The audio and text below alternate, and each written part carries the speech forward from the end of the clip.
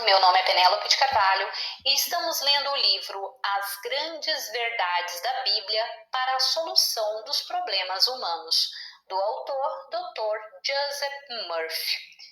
Continuação no capítulo 1. Como a acne dele desapareceu. Um rapaz de 18 anos disse-me que estava usando loções, unguentos, até mesmo tomando injeções. A acne desaparecia por algum tempo, mas retornava periodicamente. O médico classificou o estado dele como uma doença inflamatória das glândulas sebáceas, caracterizada pelas erupções pustulares no rosto. O verdadeiro problema, no entanto, era a sua frustração. Queria ser aviador, mas o pai objetava e dizia que deveria aprender o seu negócio, a fim de poder sucedê-lo quando se aposentasse. Havia uma guerra na mente do rapaz. A pele, sendo um órgão de eliminação e simbólica de um envoltório de amor divino, revelava o conflito oculto. Ele enfrentou o problema e discutiu o assunto com o pai. Este compreendeu a causa do problema e liberou o filho, deixando-o tornar-se o que desejava-se. As pústulas desapareceram em uma semana. Como a prece dela foi atendida através da contemplação de um final feliz. Há alguns anos, quando fui fazer uma conferência no Templo da Unidade em New Orleans, tive uma consulta com uma mulher que desejava ter um filho, mas o ginecologista dissera que tinha tumores no útero e a aconselhara a não tentar. Havia mais de 6 anos que ela desejava ter um filho. Essa mulher era uma profunda estudiosa das técnicas de cura da Bíblia. Interessava-se particularmente pela seguinte passagem da Bíblia: quando passar a minha glória, eu te porei numa fenda da rocha e com a mão te cobrirei, até que eu tenha passado. Depois, em tirando eu a mão, tu me verás pelas costas, mas a minha face não se verá. Êxodo, capítulo 33, versículo 22 a 23. A aplicação das verdades desse versículo resolveu o problema dela. Deus, Espírito vivo todo-poderoso ou consciência, não tem costas, já que sua percepção, ou eu sou, é invisível. Mas você vê a manifestação de sua fé ou convicção em Deus. Quando o sol se põe, o dia terminou. Eu vejo as costas do dia, que é o pôr do sol. A face é o segredo. Não há forma, figura ou face em sua convicção ou crença arraigada. A rocha significa a sua convicção. Expliquei que, ao recorrer à presença infinita curativa que a criara, convicta e conscientemente, ela estava numa rocha. Sua fé ou confiança fixara-se na crença de ter um filho na ordem divina. Deus a cobriria com sua mão, significando que a presença protetora lhe proporcionaria repouso e paz, a proteção necessária para sua nova atitude mental. Quando a mão, o poder e presença de Deus é removida, você vê as costas, a manifestação do desejo. Se estou caminhando em sua direção, você vê minha face, mas se estou me afastando, vê apenas as costas. A presença infinita não tem costas, o que significa que isso é a consumação do seu desejo. Por sugestão minha, ela fez a seguinte prece: o amor curativo de Deus está fluindo através de mim, impregnando todo o meu ser. Eu sou serena, estou relaxada e à vontade, sabendo que a presença infinita curativa faz com que isso se consume à sua maneira e em ordem divina. Deixo Deus assumir. Com minhas mãos imaginárias estou afagando, aninhando e aconchegando o meu bebê no colo. Ela afirmava essas verdades pela manhã e à noite, incisivamente, sabendo que pela repetição, fé e esperança, tais verdades ficariam gravadas no subconsciente e iriam se realizar. Ela ficou grávida pouco depois e no 9º mês deu à luz um menino perfeito sob todos os aspectos. O obstetra não encontrou nenhum tumor. Haviam sido dissolvidos por suas constantes transfusões espirituais. Ela viu as costas, em termos bíblicos, ou seja, a manifestação, o final feliz, a consumação do seu desejo. Não houve tensão, não houve ansiedade, apenas a certeza tranquila de que a presença curativa estava fluindo através dela e faria com que as coisas se realizassem à sua maneira e em ordem divina. Quando você reza, imagine o final feliz, a solução divina, através da sabedoria do infinito. Relaxe e creia. Quando você relaxa, se solta e crê, experimenta a alegria da prece atendida. Não negue o que afirma. Quando você deseja uma cura de qualquer problema, fique silencioso, relaxe, pense na presença e poder infinitos e afirme que a cura está ocorrendo agora. Não deve haver ressentimento ou amargura. Perdoe a todos. O subconsciente fez seu corpo e pode restaurar-lhe a perfeição. Se não consegue se curar sozinho, procure um médico e abençoe-o. Reze por ele. Pensar que não deve rezar só porque consulta um médico é uma superstição grosseira. Ao pensar no seu estado, afirme imediatamente: Deus está me curando agora. Ficar inquieto e atormentado, negar e dizer estou piorando, prece não funciona, não há esperança ou estou fazendo alguma coisa errada, é quase a mesma coisa que um cirurgião operá-lo, remover o apêndice, voltar 10 minutos depois para abri-lo novamente e verificar se está tudo bem ou não esqueceu alguma coisa lá dentro, deixá-lo assim para retornar meia hora depois a fim de costurá-lo. Ele provavelmente o mataria por uma infecção do sangue ou pelo choque.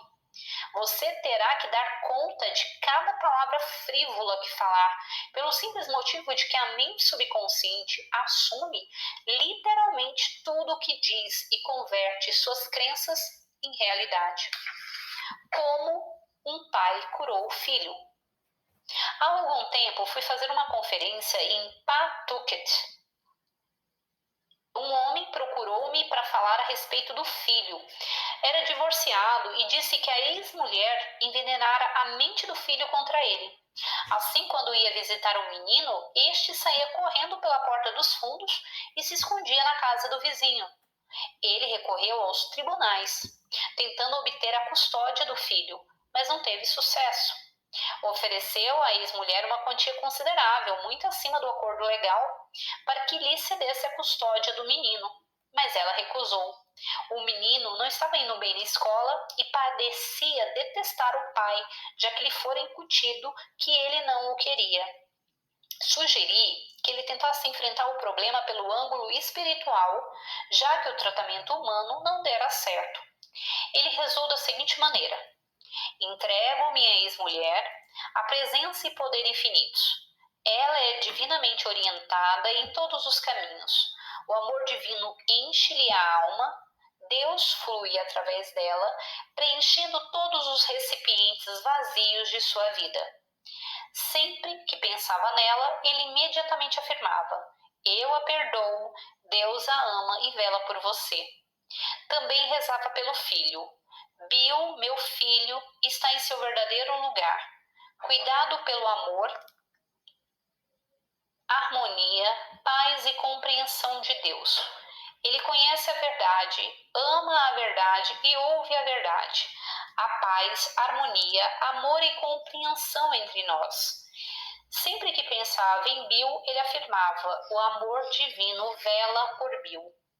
Algum tempo depois, recebi uma carta desse homem contando que a ex-mulher o chamara inesperadamente, avisando que Bill estava doente. Ele foi visitá-lo e teve uma reunião maravilhosa com o filho. A ex-mulher queria que ele levasse o menino, já que se apaixonara por outro homem. Para ela seria um grande alívio entregar Bill aos cuidados do pai. Foi um perfeito funcionamento da lei. Tudo quanto em oração pedirdes, crede que recebestes e será assim convosco. Marcos, capítulo 11, versículo 24. A convicção interior sempre se manifesta. Você não pretende estar vital, forte e saudável quando está doente. Admita sua doença. Compreenda que nada dura para sempre e que você pode e vai superar o estado em que se encontra através do conhecimento das leis mentais e espirituais. É tolice pretender que está ficando melhor quando na verdade está piorando. Não adianta tentar enganar a si mesmo dizendo que o preto é branco. Afaste-se do problema e pense no poder curativo de Deus e em sua orientação. Na medida em que se fixar nessa verdade positiva, seu estado vai melhorar. Quando as condições exteriores melhoram, você está no caminho certo. Mas lembre-se de uma coisa: se depois da prece-terapia o quadro exterior não mudar num prazo razoável, horas ou dias, é que está enganando a si mesmo. Não está operando corretamente. Quando as condições melhoram, então você está obtendo resultados. Não se esqueça de sua atitude mental. Sua verdadeira convicção interior sempre se torna manifesta. Abandone as desculpas e subterfúgios, porque a saúde brota rapidamente quando você reza. A diminuição da dor e o desaparecimento da condição contam toda a história. Essa é a verdade que o liberta. Assim, pois, pelos seus frutos os conhecereis. Mateus, capítulo 7, versículo 20. Finalizamos aqui o capítulo 1 desse capítulo 2. A fórmula da Bíblia para a vitória, o cavalo e o cavaleiro. Então Moisés estendeu a mão sobre o mar e o Senhor, por um forte vento oriental que soprou toda aquela noite, fez retirar-se o mar, que se tornou terra seca, e as águas foram divididas. Os filhos de Israel entraram pelo meio do mar em seco, e as águas lhe foram qual muro à sua direita e à sua esquerda. Os egípcios que os perseguiam entraram atrás deles. Todos os cavalos de Faraó, os seus carros e os seus cavalarianos até ao meio do mar. Êxodo, capítulo 14, versículo 21 a 23. A prece científica consiste em realmente saber que antes mesmo de você pedir, a resposta já está à sua espera. E será que antes que clamem, eu responderei, estando eles ainda falando, eu os ouvirei. Isaías, capítulo 65, versículo 24. Todas as coisas estão prontas, se sua mente também o estiver. Shakespeare. O poder que responde à prece. É bom lembrar que cada homem responde à sua própria prece, porque o subconsciente reage à sua convicção. Se podes, tudo é possível ao que crê. Marcos, capítulo 9, versículo 23. Não recorra a um rei sobre o trono que precisa ser lisonjeado para conceder uma graça. Não se esqueça de que a resposta está baseada em sua completa aceitação do desejo realizado. A maioria das pessoas recorre aos outros em busca de favores, segurança e promoção. É um erro e decorre da falta de compreensão. Por que recorrer a outro? Deus é tudo o que é e é a fonte de todas as coisas, visíveis e invisíveis. Deus que tudo nos proporciona ricamente para o nosso desfrute.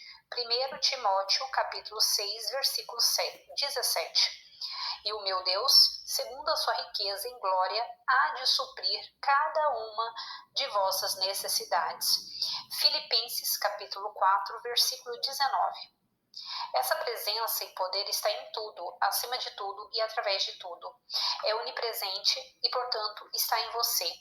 O contato é feito através do seu pensamento e sentimento, que são veículos divinos, o Pai em você. Seu pensamento e sentimento geram ou criam seu destino e todas as suas experiências, condições e circunstâncias. Você não pode estar por fora daquilo que é tudo em tudo. O único poder. A Bíblia chama esse poder de eu sou, que significa ser, vida, consciência, percepção sem condicionamentos. Espírito que criou a si mesmo. Todas as coisas são realizadas através da autocontemplação do Espírito ou Deus. Ele cria por si mesmo, tornando-se a coisa que cria. Antes que Abraão existisse, eu sou. João capítulo 8, versículo 58. Isso significa que antes que ocorra qualquer consumação ou manifestação de ideais ou desejos, a consciência sem condicionamentos eu sou se condiciona à imagem e semelhança do seu conceito ou ideal. Como fazer a prece? A maneira certa de fazer a prece deve ser sempre a mesma. Invoca-me e te responderei. Anunciar-te-ei coisas grandes e ocultas que não sabes. Jeremias, capítulo 33, versículo 3. Jamais use a expressão se for certo para mim. Isso demonstra uma total falta de compreensão das leis da mente e dos caminhos do Espírito Infinito em você. Não há se na prece. Isso implica dúvida e confusão. Essa atitude mental se manifesta amplamente em nosso mundo, resultando numa situação confusa e caótica. Nos versículos de Êxodo, apresentados no início deste capítulo, está informado exatamente como rezar e superar qualquer condição. Moisés representa qualquer homem que extrai de suas profundezas subjetivas fé e confiança na grande verdade de que, para Deus, tudo é possível. Mateus, capítulo 19, versículo 26. E, se podes, tudo é possível ao que crê. Marcos, capítulo 9, versículo 23. A Bíblia usa personagens históricos metaforicamente. Moisés significa extrair da água.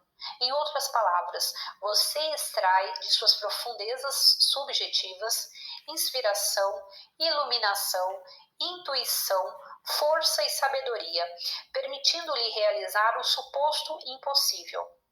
É a sua atitude mental que prevalece e governa a sua experiência. Atitudes mudadas vão mudar tudo em sua vida. Estender a mão, como está citado no versículo 21, é expandir sua consciência do poder de Deus em você, criando um senso de união com o infinito. Com a mão, você molda, ajusta, cria, dá forma e dirige. Isso representa o poder criativo de Deus. O mar representa o estado mental perturbado, turbulento, emocional.